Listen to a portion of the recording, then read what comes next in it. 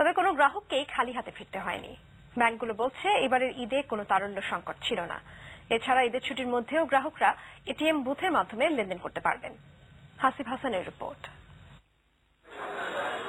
অনেক বেসরকারি অফিস বন্ধ থাকায় মতিঝিলের কর্মচাঞ্চল্য না থাকলেও ব্যাংকগুলো ছিল আগের মতোই। সকাল থেকে এক একটি ব্যাংকে মানুষের ছিল দীর্ঘ লাইন। টাকা জমা দেয়া কিংবা উঠানো সব জায়গাতেই ছিল গ্রাহকের বাড়তি ভিড়। সমস্ত কাউন্টার থেকে আমরা সার্ভিস দিচ্ছি। আমাদের সমস্ত alternative delivery channel, ATM network, আমাদের লার্জেস্ট এটিএম নেটওয়ার্কের মাধ্যমে কাস্টমাররা রিচ করতে পারছেন। আর আপনারা জেনে থাকবেন গতকালকে আমাদের ব্যাংক খোলা ছিল। সরকারি ছুটির দিনেও আমরা ব্যাংক খোলা রেখেছি আমাদের ভ্যালুড কাস্টমারদের সার্ভিস দেওয়ার জন্য।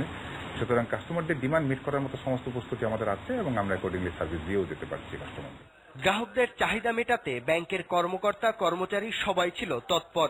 এবারে তেমন কোনো তারল্য সংকট ছিল না বলে যেটা আমরা এখন বিভিন্ন ডাইভার্সিফিকেশন অফ ইনভেস্টমেন্টের মাধ্যমে বিভিন্ন সেক্টরে আমরা করার উদ্যোগ নিয়েছি।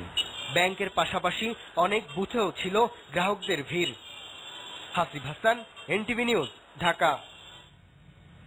মধ্যরাতের খবরে আরো একটা পূর্বাঞ্চল রিজন টাউন বিরতি। আরো খবর আরেকবার। সিরিয়ায় আসাদ বাহিনীর চোরাগুপ্তা হামলায় ৬২ জন বিদ্রোহী যোদ্ধা নিহত। নির্বাচন নিয়ে বিসিবি সভাপতির সঙ্গে কাউন্সিলরদের একটি অংশ।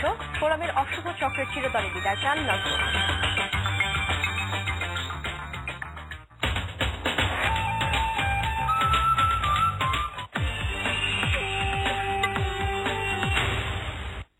চলছে প্রাণ ম্যাজিক বক্স অফার।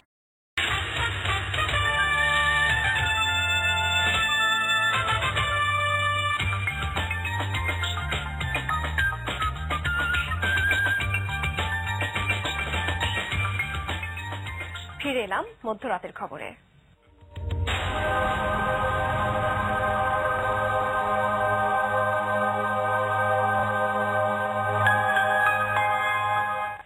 ইসলামী ব্যাংক আন্তর্জাতিক সংবাদ। সিরিয়ায় আসাদ বাহিনীর চোরাগুপ্তা হামলায় ৬২ জন বিদ্রোহী যোদ্ধা নিহত হয়েছে। দামেস্কের পূর্বে আদ্রা এলাকায় বুধবার ভোরে এই হতাহতের ঘটনা ঘটে।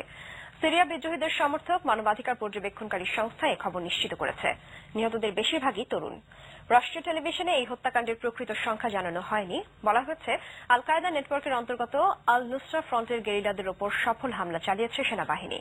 Machine gun, rocket propelled grenade ছুড়ে সেনাবাহিনীর ওপর বিদ্রোহীরা পাল্টা হামলা চালায় বলেও দাবি করা হয়। গত ২৮ মাসের যুদ্ধে দেশটিতে ১ লাখেরও বেশি মানুষ প্রাণ হারিয়েছে।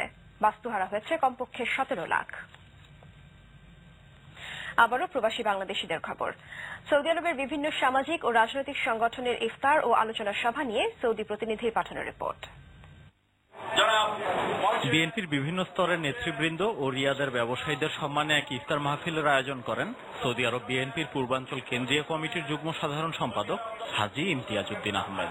স্থানীয় ব্যবসায়ী ইউনুস তালুকদার ও ওসমান গনির সাবেক তত্ত্বাবধানে শেষ রোজায় আয়োজিত এই মাহফিলে প্রধান অতিথি ছিলেন সৌদি আরব পূর্বাঞ্চল বিএনপির সাধারণ সম্পাদক ফারুক আহমেদ চান। বিশেষ অতিথি ছিলেন ওলামা দলের সভাপতি আলহাজ মোহাম্মদ আবু সায়েদ, সৌদি আরব পূর্বাঞ্চল বিএনপির যুগ্ম সাধারণ সম্পাদক তাজুল ইসলাম গাজী, শাহাবুদ্দিন ফরায়েজি এবং মুফতি এনায়েতুল্লাহ কোরাইশি। এদিকে প্রবাসী সংগঠনগুলোর মধ্যে সৌহার্দ্য, সম্প্রীতি ও পারস্পরিক সহযোগিতার মাধ্যমে কল্যাণমূলক কাজ করা সম্ভব বলে মন্তব্য করেছেন সৌদি প্রবাসী বিশিষ্ট সমাজসেবী ও রাজনীতিক এম এ কাশেম খান।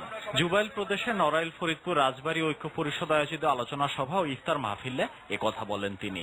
সর্দার নাসির উদ্দিনের সভাপতিত্বে ও কাজী ইমরানের সঞ্চালনায় জুবাইলের এই আলোচনা সভায় বিশেষ অতিথি ছিলেন জসিম উদ্দিন শামীম, তৌফিক এলাহি কবির, পান্নু আহমেদ, গোলাম আউলিয়া সহ বিভিন্ন রাজনৈতিক ও সামাজিক সংগঠনের নেতৃবৃন্দ। অনুষ্ঠানের সার্বিক তত্ত্বাবধানে ছিলেন ইলিয়াস মোল্লা, মিজান শিকদার, রাসেল, রকি, সুমন ও আবু বকর। অন্যদিকে রিয়াদে প্রবাসী কুমিল্লা জেলার বরুড়া থানার উদ্যোগে এক ইফতার ও দোয়া মাহফিলের আয়োজন করা হয়। অনুষ্ঠানের সঞ্চালক সাইফুদ্দিন নোমান সূচনা বক্তব্যে কুমিল্লাবাসীকে ধন্যবাদ জানিয়ে সবাইকে প্রবাসের আইন কানুন মেনে চলার আহ্বান জানান।